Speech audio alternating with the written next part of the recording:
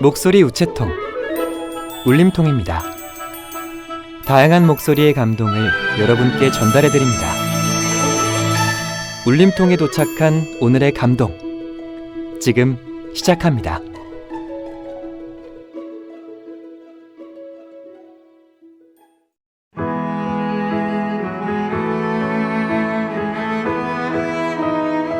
몽실 언니.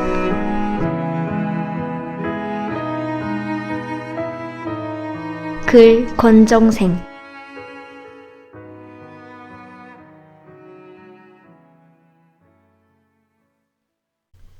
아버지 건강이 어서 나으시면 우리도 좋아질 거야. 그 아버지 정씨 때문에 부산으로 간 것은 겨울이 다 가고 버들개지가 파랗게 잎이 돋는 봄날이었다. 언제나 좋은 소식이 있으면 쫓아와 알려주는 장골 할머니가 부산에 돈을 받지 않고 거저 치료해주는 병원이 있다고 했다. 그러니까 아버지 모시고 가거라. 아버지 병이 어서 나아야만 너도 고생을 덜 수 있지 않겠니? 난남이는 어떡할까요, 할머니? 난남인 다녀올 동안 내가 데리고 있을게. 장골 할머니는 이웃집을 돌면서 기차값을 마련해 주었다.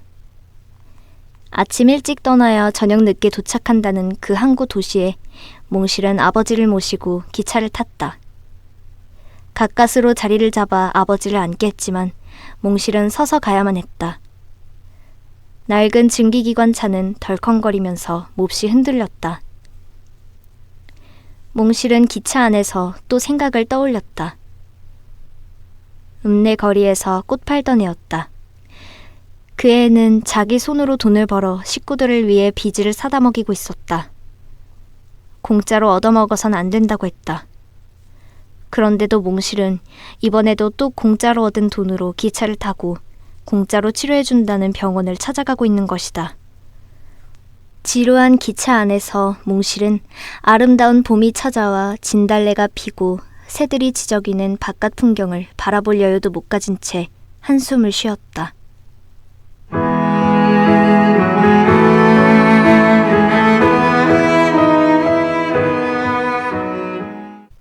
20.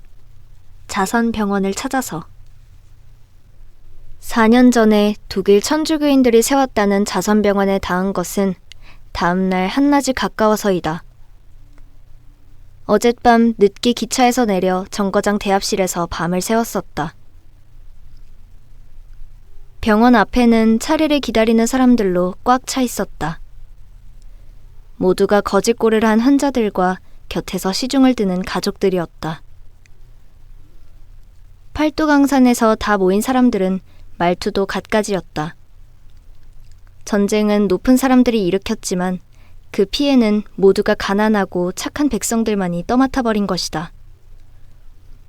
줄 선 사람들의 숫자는 다 셀 수도 없었다. 가만히 떼기를 깔거나 혹은 맨길바닥에 그냥 누워 있었다. 줄곧 기침을 하는 사람, 머리를 싸맨 사람, 다리를 다친 사람. 상처와 병 이름도 가지가지였다. 엉클어진 머리칼, 먼지투성이 얼굴과 뼈만 남은 모습들이 거기 하염없이 기다리고 서 있는 것이었다.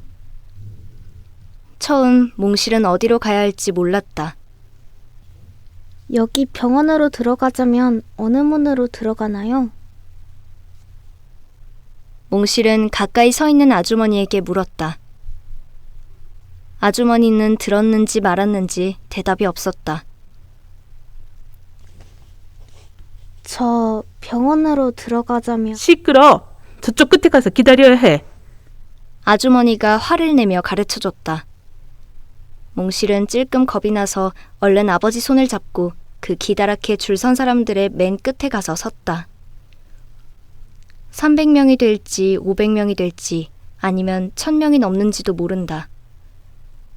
그 기다란 행렬의 끝에 몽실은 아버지의 손을 잡고 섰다. 몽실아, 나 앉아야겠구나. 정 씨는 길바닥에 다리를 뻗고 앉았다. 몽실은 배가 고팠다. 어제 집에서 올 때 싸온 주먹밥은 기차에서 다 먹어버렸다. 한낮이 되기까지 아직 아침밥도 못 먹은 것이다. 몽실은 사방을 둘러보았다. 어디를 보아도 게딱지처럼 다닥다닥 붙여지은 관자집들이다. 읍내 거리보다도 장터 마을보다도 더욱 가난하고 불행한 사람들만 이곳 항구 도시에 모인 것 같았다. 병원 앞에 줄 선 사람들만이 환자가 아니라 걸어다니는 모든 사람들이 병을 앓고 있는 듯이 여의어 있었다. 몽실은 저편 골목길로 들어가 보았다. 드럼통을 세워놓고 빵을 굽고 있었다. 몇몇 조무래기 아이들이 빵 굽는 구경을 하면서 모여 있었다. 몽실이 그 앞에서 머뭇거리고 서 있으니까 아이들이 물었다. 거짓빵 사러 왔니? 거짓빵이라니. 몽실은 좀 어리둥절했다. 돈은 가지고 있니? 또 다른 애가 물었다. 몽실은 빵을 굽는 아저씨 곁으로 갔다. 빵 한 개 얼마예요? 10원에 2개다. 아저씨가 무뚝뚝하게 대답했다. 몽실은 지금 호주머니에 들어있는 돈을 속으로 셈해보았다. 60환인지 70환인지 알 수 없었다. 돈을 꺼내어 조심스레 세어보니 60환이었다. 20환을 빵 굽는 아저씨에게 내밀었다. 아저씨는 꼬불꼬불한 미국 글씨가 어지럽게 씌어진 종이에 빵 4개를 싸주었다. 몽실이 받아들자 모여섰던 조무래기들의 눈길이 거기로 한꺼번에 쏠렸다. 그러더니 그중 한 아이가 손을 내밀었다. 예, 한 개만 줘. 때가 덕지덕지 묻은 더러운 손이었다. 아니야, 이건 안 돼. 몽실은 그의 손을 피해 빵꾸러미를 가슴께로 감추었다. 그러자 또 처내가 손을 내밀며 몽실에게로 다가왔다. 한 개만 줘. 아이들의 손이 일제히 빵꾸러미로 모였다. 몽실은 뒤로 물러서면서 얼른 달아나려고 했다. 그러나 아이들의 손은 어느새 빵봉지를 붙잡고 놓지 않았다. 꾸러미가 찢어지고 빵이 튀어나왔다. 아이들은 튀어나온 빵을 잽싸게 낚아채 가지고 도망쳤다. 몽실은 찢어진 빈 종이봉지만 들고 서 있었다. 어처구니가 없었다. 눈물이 나오려고 했다. 얘야, 조심해야지. 다 뺏겼구나. 빵 굽는 아저씨가 혀를 찼다. 몽실은 눈물이 핑 돌았다. 그러나 빵 굽는 아저씨는 그 이상 아무런 위로의 말도 하지 않았다. 몽실은 돈 20환을 또 꺼내었다. 사방을 돌아보았지만 아이들은 없었다. 아까처럼 빵을 싸주는 아저씨가 빵을 한 개 더 넣어주는 걸 봤다. 조심해서 가지고 가거라. 아저씨가 봉지를 단단히 싸주었다. 몽실은 빵꾸러미를 가지고 줄곧 앞 뒤와 옆을 살피며 아버지가 있는 병원 앞으로 갔다. 가장 뒤쪽 끝줄에 있을 아버지가 보이지 않았다. 몽실은 두루두루 살폈다. 몽실아, 몽실은 소리나는 쪽으로 눈길을 돌렸다. 아버지가 거기 있었다. 줄 서는 사람들이 늘어나서 정씨는 끝줄에서 연함은 명이나 앞에 주저앉아 있었다. 아버지, 여기 계셨어요? 내 뒤쪽으로 계속 와서 서는구나. 정씨의 얼굴은 먼지에 쌓여 얼굴이 져 있었다. 몽실은 빵을 꺼내었다. 둘은 쭈그리고 앉아 빵을 씹었다. 강냉이 가루로 반죽을 해서 깡통에 부어 만든 빵은 그런대로 구수하고 달콤했다. 물이 없겠냐? 정씨가 물을 찾았다. 몽실은 일어나서 다시 골목길로 들어갔다. 빵 굽는 아저씨에게 물었다. 아저씨, 여기 먹을 물이 어디 있어요? 저쪽 공중수도로 가보아라. 공중수도에 갔으나 물을 담을 그릇이 없었다. 몽실은 다시 돌아가 빵장수 아저씨에게 말했다. 아저씨, 깡통 좀 빌려주셔요. 아저씨는 물행주랑 허접 쓰레기 같은 것들이 담긴 깡통을 비워줬다. 물을 길어다 아버지에게 드리고 깡통을 가지고 갔더니 아저씨가 물었다. 너 집이 이 근처가 아닌 모양인데 무엇하러 여기 왔니? 시골에서 왔어요. 아버지가 병원 중이셔서 어제 내려왔어요. 요 앞 병원에 들어가려고 왔니? 예, 아픈 사람이 하도 많아 쉽게 들어가겠니? 벌써 한 달 동안이나 줄 서서 기다리는 사람도 있나 보더라. 아저씨, 어떡하면 좋아요? 아버지하고 너하고 둘이서 왔니? 예, 왜 어머니가 안 오셨니? 어머닌 안 계셔요. 그러니 모두 전쟁 때문에 고생이구나. 아버지가 병원에 들어가려면 쉽지 않을 거야. 밤낮으로 줄 서서 기다려야 할 거야. 기다리더라도 어쩔 수 없죠. 아버지 다리를 꼭 낫게 해드려야 해요. 그날 밤 빵장수 아저씨는 집에서 담요 한 장을 갖다 주었다. 낡아서 구멍이 난 것이지만 얼마나 고마웠는지 모른다.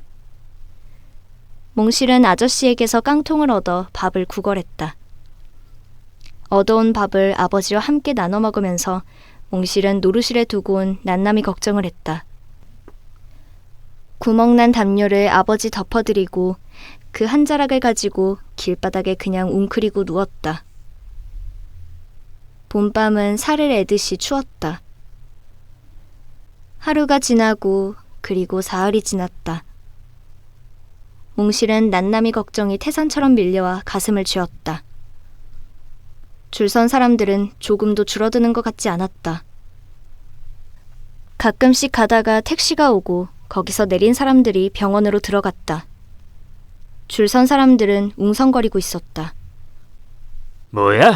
일껏 줄 서서 기다리는 사람들은 보름씩 한 달씩 있어도 못 들어가는데 어떤 놈은 빼기 좋아 금방 들어가는 거야? 저런 놈들 때문에 우리는 세월 없이 기다려야 하는가? 자선병원도 차별이 있었다. 어떤 이유로 그렇게 됐는지 몰라도 돈 많은 사람들은 뒷구멍으로 진찰권을 얻어내어 이렇게 쉽게 들어갈 수가 있었던 것이다. 가난한 사람을 위해 세워진 병원이 오히려 가난한 사람들을 이용하는 잘못을 저지르고 있는지도 모른다. 비가 내렸다. 불쌍한 사람들은 길바닥에 그냥 비를 맞으며 기다렸다. 거적을 덮고 누운 사람, 앉은 사람, 부축하며 기대며 목숨을 부지하기 위해 하염없이 기다리는 것이다. 기다리다 죽어버리는 사람도 있었다. 하루에 한두 사람씩 거적에 쌓여 가족들의 울음과 함께 어디론가 떠나는 것이다. 얼굴빛이 검푸르고 목구멍에서 자꾸 피가 올라오고 있는 할머니 한 분이 몽실의 자리에서 5번째 앞에 있었다. 그 할머니 옆에는 50살이 넘어 보이는 아들이 어머니 시중을 들고 있었다. 할머니는 말할 기력도 없고 아들이 어디선가 구해온 가루우유를 끓여주는 것도 먹지 못했다. 길 옆 가장자리에 벽돌 조각을 모아 부스러기 나무를 지펴가며 아들은 어머니에게 열심히 따뜻한 물을 끓여주고 있었다. 어머니, 이거 잡수셔요. 어서 몸이 회복돼야 고향 집에 돌아가실 게 아니겠어요. 할머니는 눈을 감은 채 그렇게 신음소리로만 대답했다. 새벽녘부터 내리기 시작한 비는 저녁 때가 되어도 그치지 않았다. 몽실은 아버지 정씨를 위해 이곳저곳 쓰레기 더미를 찾아 찢어진 지우산이랑 걸레 같은 것을 주워다 덮개를 만들었다. 그러나 정씨는 더 버티고 견디지 못하겠는지 몹시 괴로운 표정을 지었다. 몽실아, 어떻게 기차 싹스를 구해서 집으로 가자꾸나. 아버지, 좀 더 기다려요. 병원에 들어가기만 하면 깨끗이 건강해져서 나온대요. 하지만 못 견디겠구나. 정씨는 비에 젖은 길바닥에 털썩 쓰러지고 말았다. 바로 그때 피를 토하며 기다리던 할머니가 이상한 비명소리를 질렀다. 소리가 너무도 컸기 때문에 모든 사람들이 그쪽을 돌아다 봤다. 어머니! 이어서 할머니의 아들이 울부짖으며 할머니의 몸을 흔들었다. 할머니는 벌써 숨이 끊겨버렸다. 아들은 흐느껴 울었다. 비에 젖은 사람들 모두가 할머니의 아들과 함께 울고 있었다. 몽실은 젖은 길바닥에 누워있는 아버지를 부축했다. 아버지가 몽실의 얼굴을 쳐다봤다. 퉁퉁 부어오른 얼굴, 그러면서도 핏기 없는 아버지의 얼굴이 가련한 딸을 올려다보면서 눈에 눈물을 글썽이었다. 아버지, 조금만 참아요. 오늘만 견디시면 찻싹을 구해가지고 집으로 돌아가도록 할게요. 손을 꼽아보니 벌써 이리로 온 지가 아흘에나 되었다. 난남이 걱정이 언뜻 스치고 갔지만 몽실은 이내 잊어버렸다. 이토록 눈앞의 일이 어려운데 난남 일까지 걱정할 겨를이 없었다. 몽실은 자기도 모르게 많이 지쳐있기도 했다. 정말 몽실의 모습은 비참했다. 여자아이인지 남자아이인지 분간할 수도 없었다. 빗질 한 번 못한 머리칼은 제멋대로 엉클어져 있었다. 빨지도 않고 입은 채 길바닥에 드러누워 잠을 자고 일어나 아버지 심부름을 하느라 더러워진 옷에서는 냄새가 났다. 몽실의 옷에서만 냄새가 나는 것이 아니었다. 정씨의 모습은 더욱 비참했고 더러웠다. 그 정씨 앞에 목발을 짚고 서 있기도 하고 앉아 있기도 하는 청년도, 그 앞에 아주머니도, 그 앞에 사람도, 그리고 거기 줄 선 모든 사람들에게서 풍기는 고약한 냄새는 지나다니는 사람들의 눈살을 찌푸리게 했다. 비가 그치고 햇빛이 났다. 입은 채 적셨던 옷을 그대로 또 입은 채 말렸다. 몽실아, 난 그만 죽을 것 같다. 정씨가 밥을 먹지 않는 것은 참으로 드문 일이다. 깡통엔 쌀밥이 더 많이 담겨 있었다. 몽실이 아버지를 위해 좋은 집을 찾아다니면서 구걸했기 때문이다. 그런데도 정씨는 그날따라 고개를 저으며 밥을 전혀 먹지 않았다. 그럼 이따가 잡수셔요. 몽실은 깡통을 종이로 덮어 아버지 곁에 놓았다. 한나절이 되어 몽실이 정씨에게 밥을 권하자 역시 고개를 저으며 먹지 않았다. 아버지, 이제 며칠만 더 기다리면 우리 차례가 되어요. 몽실은 정씨의 어깨를 가볍게 흔들었다. 그래, 정말이지. 많이 앞으로 당겨져 왔구나. 병원 현관문이 저만치 있었다. 그러고 보니 그날이 벌써 보름째나 되는 날이었다.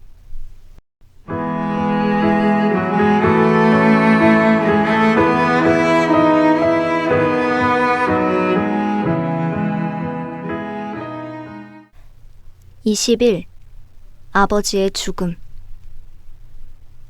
4월이 가고 있었다. 그토록 차갑던 저녁 날씨도 조금씩 풀렸다. 사람은 전혀 모르던 사이였어도 만나서 몇 번 사귀면 정이 든다. 몽실은 그동안 이곳에서 함께 지내면서 빵장수 아저씨랑 몽실이 곁에 줄 서 있는 사람들과 제법 친하게 되었다. 빵장수 아저씨는 이북에서 온 피난민이었다.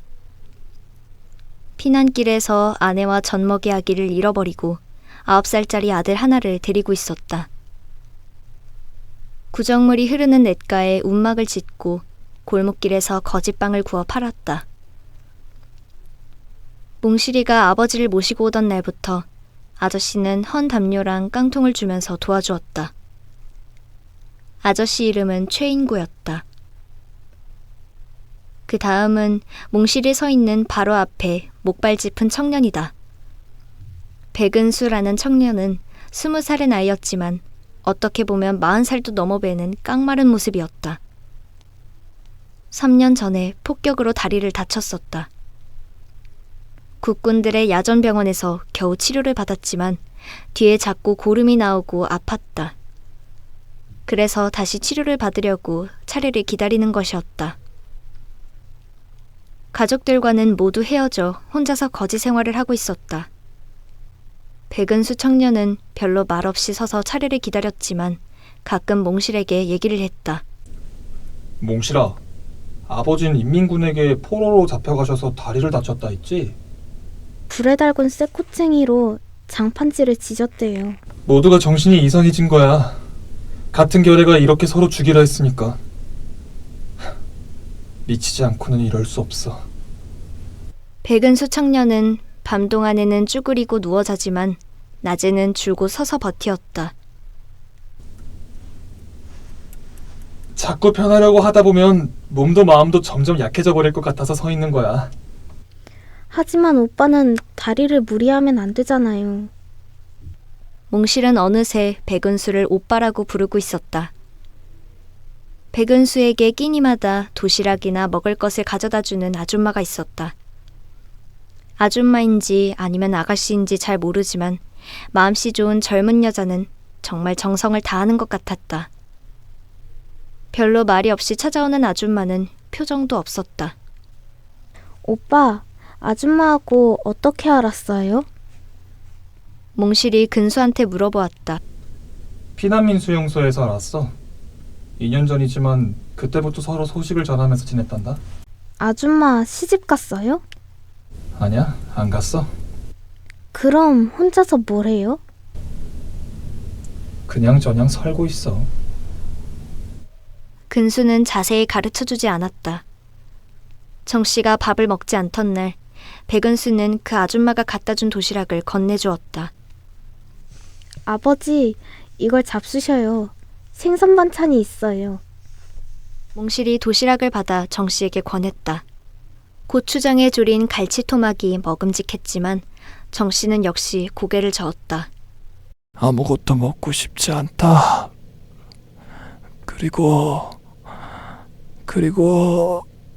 그리고 뭐예요? 몽실은 아버지의 입에 바짝 귀를 댔다. 아침마다 물을 길어다 얼굴을 닦아드렸지만 정씨의 얼굴은 먼지 때문에 인해 더러워지고 만다. 가슴이 자꾸 답답해진다. 몽실은 아찔해져서 몸을 한번 비틀거렸다. 그러나 두 다리에 힘을 꽉 주었다. 죽은 북촌댁이 번개같이 떠올랐다. 난나미를 낳고 지쳐버린 끝에 숨을 거둔 북촌댁은 가슴이 답답하다고 두 주먹으로 그로쥐었었다. 몽실은 저도 모르게 병원 현관으로 뛰어갔다. 우리 아버지 살려주셔요. 현관 가득히 앉고 서고 그리고 줄 선 사람들 모두가 몽실을 봤다. 그들은 몽실을 잘 알고 있었다. 아버지가. 그러나 앉아있는 자리에서 꼼짝도 하지 않았다. 서 있는 사람은 서 있는 자리에 그냥 서 있었다. 몽실은 아버지한테로 되돌아갔다. 백은수 청년이 정씨를 부축하면서 머리를 안고 있었다. 정씨의 얼굴빛이 점점 핏기를 잃어갔다. 저녁이 왔다. 그리고 밤이 깊었다. 모닥불을 피우고 물을 끓였다. 그 물을 한 숟가락씩 떠서 먹였다. 정씨는 그러나 물조차 먹지 못했다. 새벽녘 정씨는 숨을 거두었다. 길바닥에서 줄 서 기다린 지 꼭 16세만이었다. 정씨의 시체는 거기서 그렇게 죽어간 다른 사람들처럼 가만히 떼기에 쌓여 파출소 순경이 보는 앞에서 노무자 아저씨들이 트럭에 싣고 갔다. 화장터에서 화장을 한 뒤 몽실에게 뼈가 담긴 조그만 상자를 주었다. 흡사 정씨가 죽기를 기다린 것처럼 그렇게 쉽게 걷어버린 것이다. 노르실로 돌아갈 때 백은수 청년이 몽실에게 물었다. 넌 앞으로 어떻게 살아가겠니? 몽실은 어떻게 해야 할지 잘 몰랐다. 집에 가봐야겠어요. 어떻게 할지 아직 모르겠어요. 그런데 말이야. 백은수가 이어서 말했다. 아줌마가 널 데리고 있고 싶다고 하더라. 아줌마가 같이 있자고요? 네 동생 데리고 와서 같이 말이야. 그러면 나도 함께 있을 거야. 그냥 같이 있으면 어떻게 해요? 아줌마 심부름 같은 것 해주고 나도 다리 나으면 일할 거야. 몽실은 노르실에서 그냥 살고 싶었지만 백은수의 말을 들으니 그렇게 하고 싶어졌다. 집에 가서 난남이 데리고 올게요. 그래. 꼭 데리고 오너라. 돌아갈 때 빵장수 아저씨에게 인사를 드렸다. 아저씨, 그동안 고마웠어요. 아버지가 그렇게 돌아가시다니 정말 안 됐구나. 우리 모두 전쟁만 아니었어도 가족을 잃지 않았을 텐데. 빵장수 아저씨는 헤어진 아내와 어린 아기를 생각하는지 말끝을 흐렸다. 몽실은 아저씨의 검은 얼굴과 누더기 옷을 봤다. 아저씨, 어쩌면 나도 이리로 와서 살지 몰라요. 이리 오겠다고? 어떻게 올 수 있겠니? 집에 가도 동생하고 둘뿐이잖아요. 누가 심부름이나 해주면서 함께 살자고 하거든요. 그러니? 그럼 내려오너라. 고생이 되더라도 살아야 하지 않겠니? 원 앞에서는 여전히 많은 사람들이 줄을 서서 기다렸다. 오늘은 누가 죽을지, 내일도 모레도 기다리다가 죽고, 그리고 나머지 사람들은 또 자기들 갈 곳을 찾아 떠나가는 것이다. 빵장수 아저씨도 차비에 보태쓰라고 얼마의 돈을 주고 백은수 청년에게 도시락을 갖다 주는 서금년 아줌마도 돈을 주었다. 노르실엔 난남이가 얌전히 언니를 기다리고 있었다. 아버지의 뼈가 든 상자를 보고 난남이는 언니의 팔에 매달렸다. 몽실은 그 난남의 목을 손으로 쌓아놨다. 눈물이 난남이 머리 위에 떨어져 내렸다. 언니하고 아버지하고 먼데 같이 가버렸는 줄 알았어. 난남은 몽실을 쳐다봤다. 아니야, 아버지 혼자서 가버렸단다. 난남이 혼자 두고. 장골 할머니는 자꾸만 잘못했다고 했다. 몽실아, 내가 억지로 병원에 보내서 아버지 죽게 한 거야. 몽실아, 이 죄를 어떻게 용서받겠니? 너희 아버진 좀 더 살았어야 했는데. 할머니, 아버진 집에 계셔도 여태 살지 못했을 거예요. 그토록 아프셨는데 어떻게 살 수 있겠어요. 동네 사람들이 정씨의 뼈를 북촌댁에 묻혀있는 공동묘지에 나란히 묻어주었다. 이렇게 해서 몽실은 이젠 아무도 없는 고아가 된 것이다. 몽실은 난남이를 데리고 백은수와 약속한 대로 노르실을 떠났다. 5월의 바람은 따뜻했지만 몽실은 자꾸 쓸쓸했다. 뎃골 영득이와 영순이 생각이 났다. 영드가, 영순아, 이 다음에 좀 더 크거든. 만나러 갈게. 지금 곧 가고 싶어도 지금은 안 된단다. 서금년 아줌마는 난남이를 보자 귀엽다고 안아주었다. 금년의 집은 으슥한 뒷골목 2층 집에 있었다. 나무로 지은 낡은 일본식 집 방에는 다다미가 깔려 있었다. 몽실은 난남이와 함께 부엌방에 들었다. 작고 어두운 방이다. 그날은 일찍 저녁밥을 먹고 나서 서금년이 몽실아, 고단한데 일찍 자라. 하면서 펄은 미군 담요를 깔아주었다.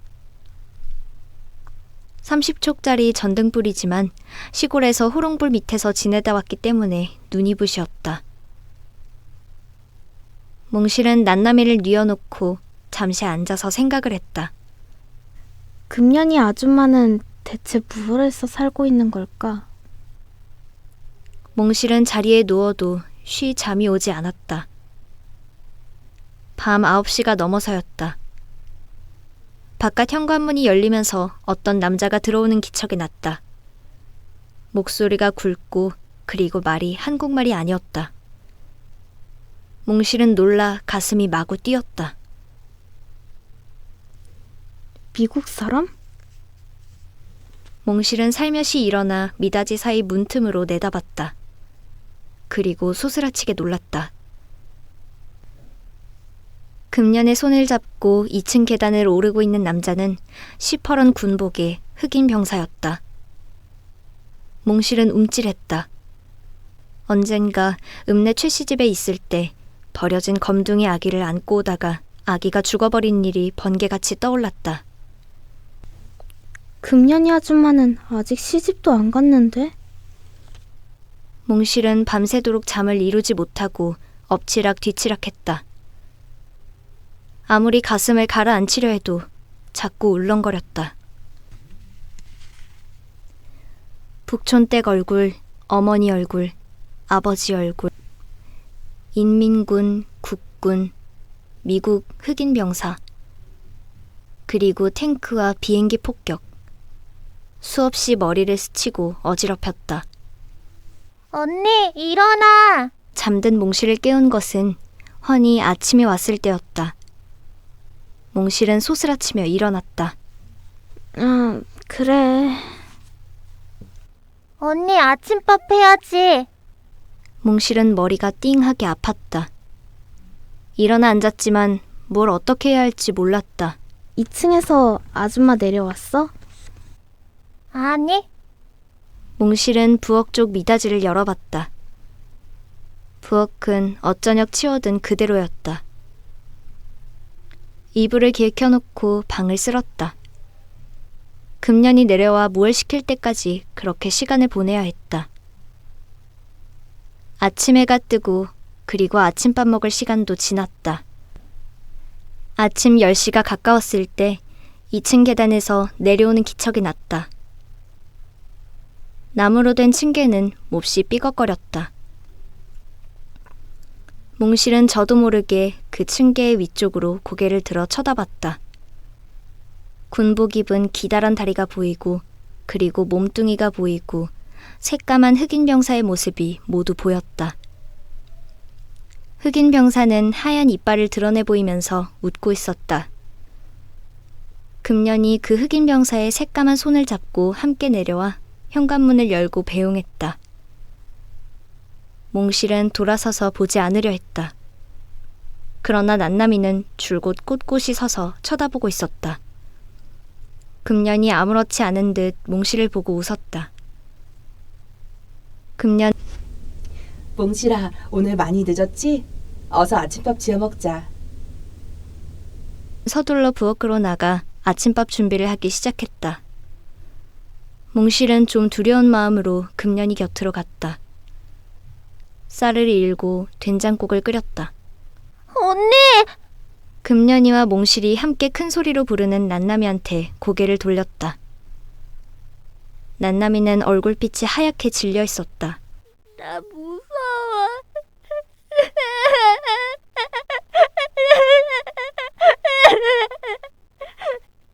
난남은 두 손으로 얼굴을 감싸 안고 울기 시작했다. 금년이와 몽실은 우뚝 그 자리에 서서 우는 난나미를 바라보기만 했다.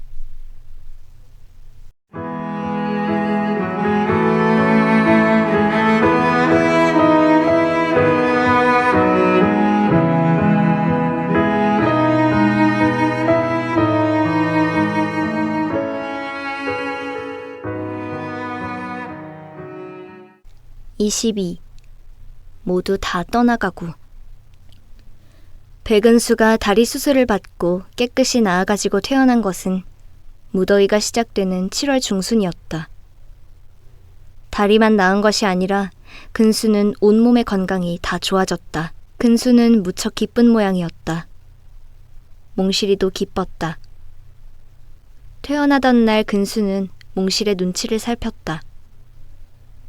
그동안 금년이한테 미국 사람이 찾아오는 것을 어떻게 생각하는지 걱정하고 있었기 때문이다. 금년은 그날도 2층 방으로 손님을 받고 있었다. 하얀 피부에 노란 곱슬머리의 미국 군인. 금년이에게 찾아오는 손님은 매번 달랐다. 금년이 혼자만이 아니고 수선화라는 예쁜 이름을 가진 아가씨도, 꾀꼬리란 별명을 가진 아가씨도 왔다. 그들도 돈을 벌기 위해 금년이와 똑같이 미국 사람을 데리고 왔다.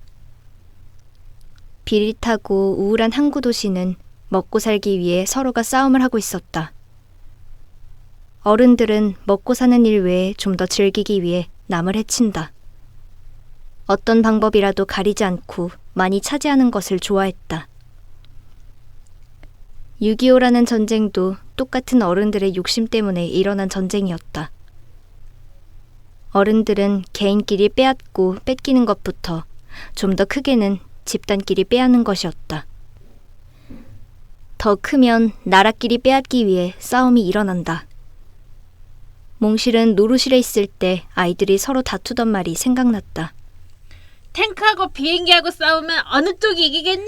탱크가 이긴다! 아니다! 비행기가 이긴다! 아이들이 목에 핏대를 세워가며 다투었지만 어느 쪽도 맞추지 못했다. 탱크와 비행기는 이기지도 지지도 않고 휴전이라는 새로운 울타리를 만들어 놓고 쉬게 된 것이다. 나 자꾸만 노루실 생각이 나요. 가고 싶어요. 몽실은 오랜만에 근수한테 고향 이야기를 꺼내었다. 이곳 금년이네 집에 와서 살면서도 마음이 편치 않았다. 금년이는 몽실을 아껴주고 난남이도 사랑해주었다. 먹을 것도 많고 잠자리도 편했다. 고향에 가고 싶은 건 나도 마찬가지야. 가고 싶은 고향이 있다는 건 오히려 다행이란다. 고향은 누구한테나 아름답고 포근하니까. 몽실이 고향 노르실에 가고 싶어하는 것과는 다르게 난남이는 반대였다. 난남이는 하루하루가 즐거웠다. 처음엔 무섭다고 하던 흑인 병사도 노란 머리의 병사도 아무렇지 않게 대했다. 오히려 그들이 갖다주는 과자를 받아 먹으며 웃고 제잘거렸다. 땡큐! 땡큐! 난남이는 금년이 아줌마처럼 입술연지 바르는 흉내도 내고 높은 구두 신는 흉내도 내었다. 골목길에 나가면 아이들에게 인기를 한몸에 받았다. 처음엔 양공주, 양색시라고 놀리던 아이들도 난남이가 나눠주는 맛있는 과자 때문에 오히려 부러워하는 것이었다. 난남이는 아주 으스대고 다녔다. 몽실은 모처럼 길을 펴고 놀고 있는 난남이를 보고 기쁘기도 했지만 그러나 마음이 놓이지 않았다. 몽실은 집안 청소를 하기 시작했다. 오전 내 금년은 2층에서 잠을 잤다. 그러고는 오후에는 예쁘게 화장을 하고 나가서는 저녁 늦게 미군 병사를 데리고 오는 것이었다. 몽실은 빨래를 하고 부엌 청소를 하고 아래층 구석구석을 쓸고 닦았다. 그러나 금년은 2층 방엔 절대 몽실이가 올라가지 못하겠다. 아줌마, 2층은 청소 안 해도 돼요? 2층은 아줌마가 깨끗이 하니까 걱정 마라. 너도 그렇지만 절대로 난남이도 2층 방에 못 가게 해라. 예. 몽실은 2층 방이 궁금하기도 했지만 한 번도 가지 않았다. 몽실은 죽은 밀양댁과 북촌댁을 생각하고 금년이와 비교도 했다. 단지 배고파 어쩔 수 없이 아버지를 버리고 김씨한테 후사리 시집을 갔다고 동네 사람들한테 손가락질 받던 어머니였다. 북촌댁도 그리고 서금년이도 여자라는 것 때문에 어른이라는 것 때문에 괴롭게 살아야 하는 것이 어쩔 수 없는 운명인지도 모른다. 더욱이 나라를 빼앗기고 전쟁이 핥히고 지나간 이런 세상에 슬프게 살아가는 사람들은 너무도 많았다. 몽실은 읍내 최씨집에 있을 때부터 많이 보고 겪었다. 그리고 앞으로도 몽실은 어떤 일을 겪게 될지 모른다. 가을이 왔다. 난남아, 언니하고 노르실에 가자. 응? 난남은 고개를 흔들었다. 뜻밖이었다. 싫어. 난 노릇이 안 가. 몽실은 난남이의 크게 부릅뜬 눈을 봤다. 난남은 그렇게 잘 먹고 잘 입고 사는데도 왜 살이 찌지 않는 걸까? 언제나 모가지가 길고 팔이 가늘었다. 왜 안 가려고 하니? 왜? 노루실엔 먹을 거 없잖아. 배고픈데 왜 가? 몽실의 목구멍이 싸하게 더워졌다. 그렇다. 난남이는 노루실이 싫을 게다. 두 번 다시 그런 곳에 가고 싶지 않을 게다. 첫서리가 내리던 10월 그음께 몽실은 혼자서 노루실로 갔다. 장골 할머니에게 드릴 고무신과 과자, 그리고 남주한테 줄 선물도 샀다. 혹시나, 아니, 몽실은 대골 영득이와 영순이한테 갖다 줄 초콜릿과 사탕도 따로 샀다. 노루실은 가을 거지가 한창이었다. 기차에서 내려 절뚝절뚝 바쁘게 노루실 비탈길을 올라갔다. 순덕이네 집에 가서 영득이랑 영순이만 만나볼 거야. 몽실은 꼭 1년 만에 만나볼 동생들 얼굴을 갖가지로 상상하면서 골목길을 일부러 돌아서 순덕이네 집으로 갔다. 순덕이는 있었다. 그리고 할머니도 건강하게 계셨다. 그래, 아버지 돌아가시고 넌 그래도 용케 버티는구나. 덕이네 할머니는 거듭거듭 몽실을 칭찬했다. 할머니, 영득이네 새어머니 아직도 무서워요? 몽실아, 할머니가 딱한 얼굴 표정을 지었다. 그러고는 순덕에게 대신 들려주라는 눈짓을 했다. 순덕이는 머뭇거리면서 입을 열었다. 몽실아, 영득이랑 영순인 여기 없어. 벌써 작년 겨울 이사 갔단다, 서울로. 뭐라고? 몽실은 이렇게 또 한 번 절벽으로 떨어져 내렸다. 서울엔 왜 갔니? 그 새어머니가 촌에서는 못 살겠다고 졸라서 간 거야. 서울 가서 술 장사한단다. 그럼 영득이랑 영순이는? 몰라, 거기 가서 같이 살겠지. 몽실은 이제 노루실도 대골도 아무데도 마음 붙일 곳이 없음을 알았다. 몽실은 사흘 만에 금년이네 집으로 돌아갔다. 그러나 거기도 몽실을 따뜻하게 맞아주는 이유는 없었다. 난남이는 몽실을 보자 자랑스럽게 제잘되었다. 언니, 나 아주 부잣집에 양딸이 되어 간단다. 몽실은 얼른 무슨 말인지 몰랐다. 금년이가 정색을 하면서 자세히 들려주었다. 몽실아, 먼 곳이 아니란다. 여기서 전차 타고 가면 30분이면 간단다. 자주 만나볼 수 있으니까 괜찮아. 난남이를 위해서 잘 된 거야. 몽실은 아무 말도 하지 못했다. 여태까지 모든 일들이 몽실이 뜻대로, 몽실이 바라는 대로 된 적이 없었다. 결국 몽실은 혼자가 되는 것이다. 난남아, 가거든 밥 많이 먹고 몸이 뚱뚱하게 살쪄야 해. 언니만큼 건강해야 해. 응, 언니만큼 건강할게. 전찻길 쪽으로 제잘되며 난남이는 가버렸다. 몽실이는 영득이를 떠올렸다. 영순이도 떠올렸다. 이젠 모두가 이렇게 뿔뿔이 헤어져 버린 것이다. 몽실이 그토록 악착스레 버티어온 절름발이 병신다리가 이렇게 허무하게 무너져 내린 것이 서러웠다.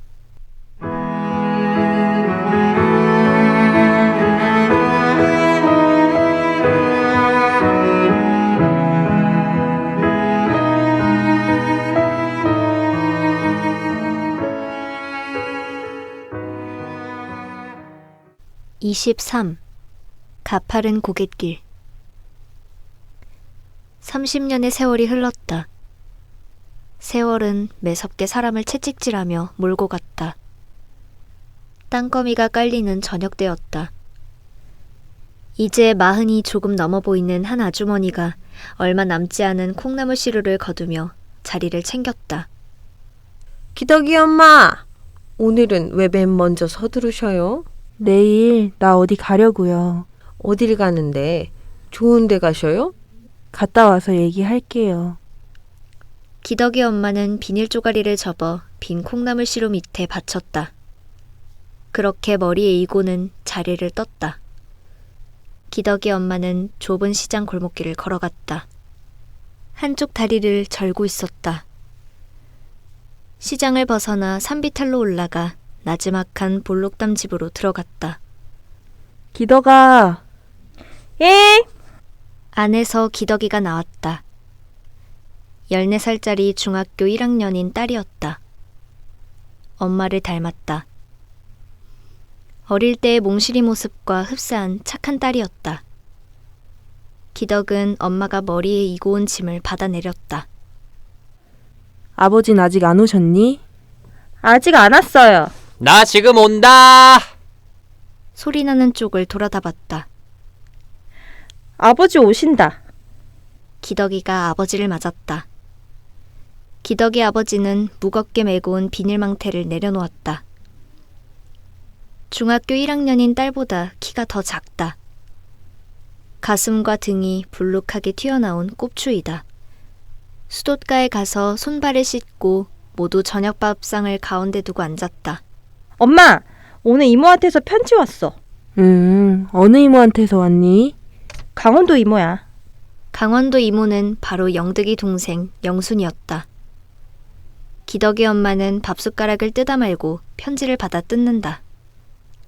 몽실 언니, 편지의 시작은 이렇게 되어 있었다. 기덕이 엄마의 눈꺼풀이 씀뻑거렸다. 언니, 그동안 몸성이 계셨어요? 무덥던 여름도 어느덧 가버리고 벌써 가을이 깊었군요. 언니, 몽실 언니, 이 세상 가장 소중한 우리 언니. 언니 얼굴 못 본 지 벌써 1년이 지났습니다. 형부랑 기덕이, 기복이 모두 무사하겠지요?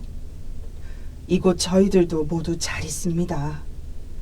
아이들 아버지도 부지런히 농사일을 하고 있습니다.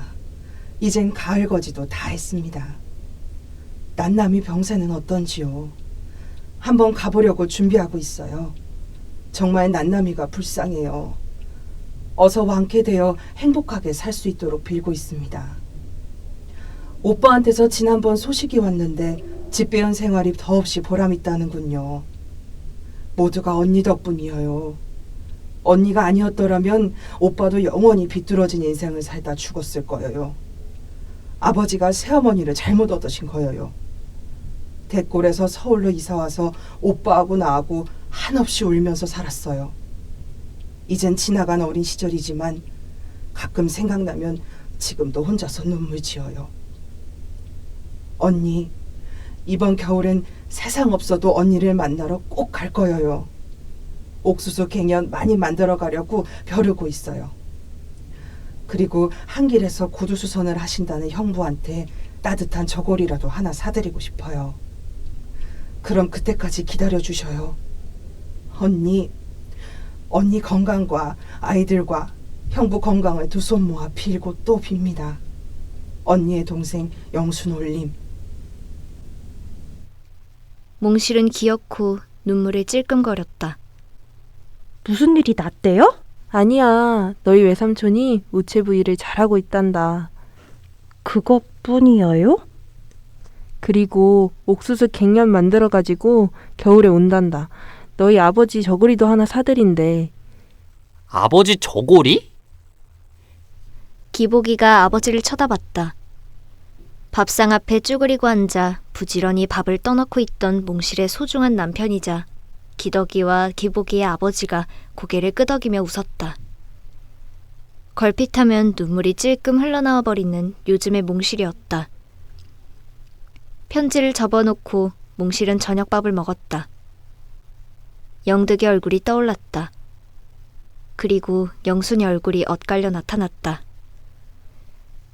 저녁상을 물리고 몽실은 부엌으로 갔다. 내일 난남이에게 갖다 줄 통닭찜을 만들기 위해서다. 밤 12시가 가까워서야 몽실은 자리에 들었다. 그러고는 새벽에 일어났다. 여보, 나 다녀올 테니 몸 조심하셔요. 그래, 무사히 다녀오구려. 남편은 조그만 몸집을 일으키며 고개를 아래 위로 끄덕였다. 몽실은 묵직한 보퉁이를 이고 새벽 기차를 타러 역으로 나갔다. 난남아, 가엾은 것. 한낮이 가까워져서 몽실은 난남이가 입원해 있는 결핵 요양원에 닿았다. 붉은 황토 언덕길을 걸으며 몽실은 숨이 찼다. 요양원은 쓸쓸하게 가을 햇빛을 받고 거기 언덕에 서 있었다. 하얀 페인트 칠이 거칠어져 때가 끼었다. 면회실에서 몽실은 난남이가 나오기를 기다렸다. 언니! 환자복을 입은 난남이가 하얀 얼굴로 저쪽 복도에서 줄곧 뛰다시피 걸어왔다. 북촌댁을 고스란히 닮은 난남이는 아름다운 얼굴을 갖고 있었다. 그러나 어머니의 불행을 이어받아 고통도 함께 가져야 했다. 난남아 어떠니? 요즘은 밥 많이 먹고 잠도 잘 자니?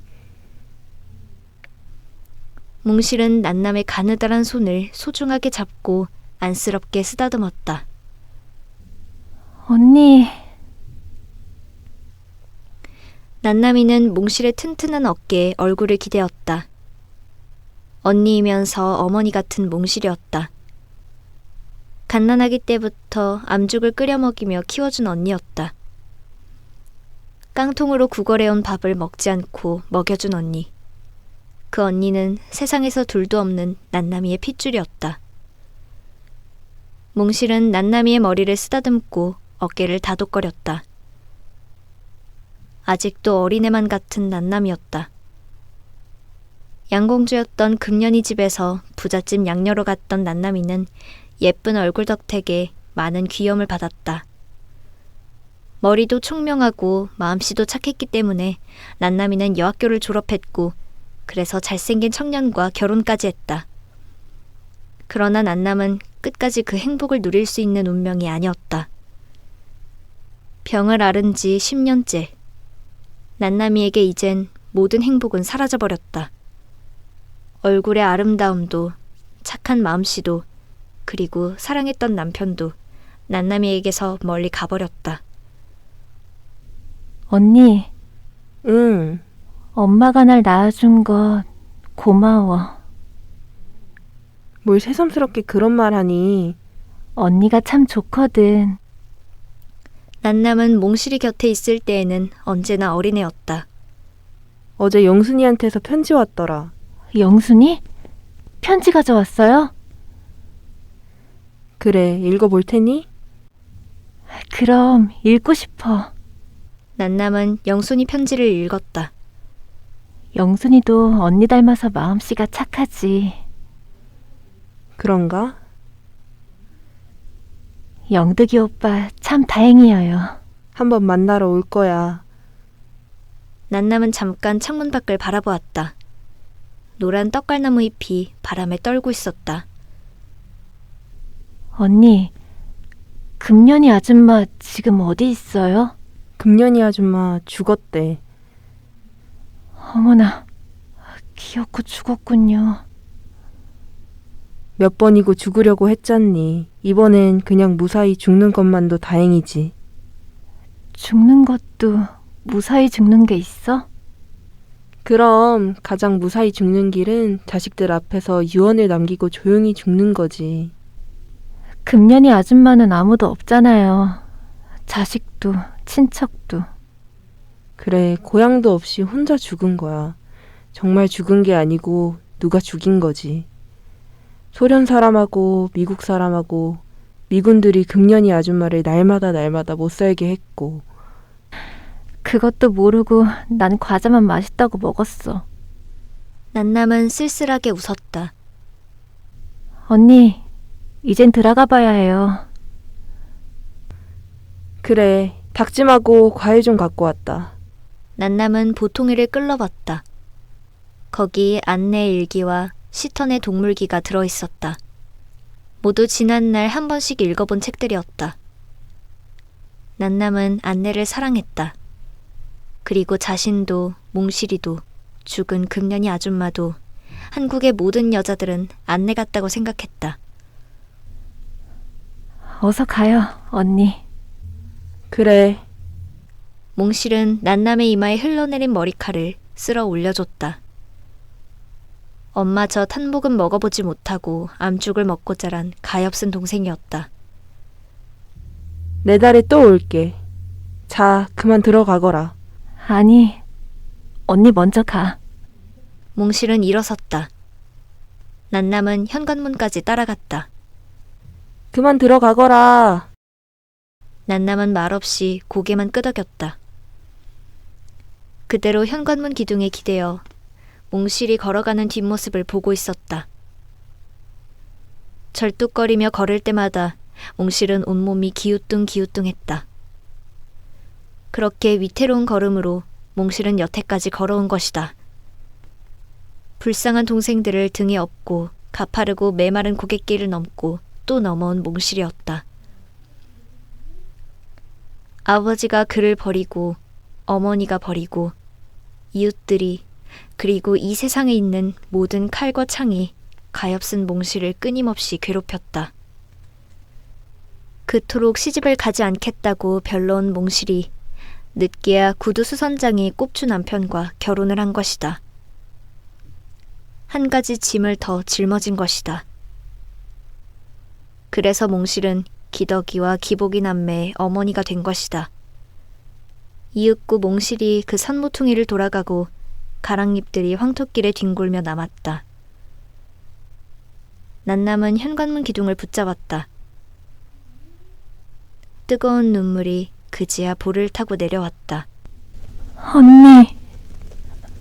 몽실 언니.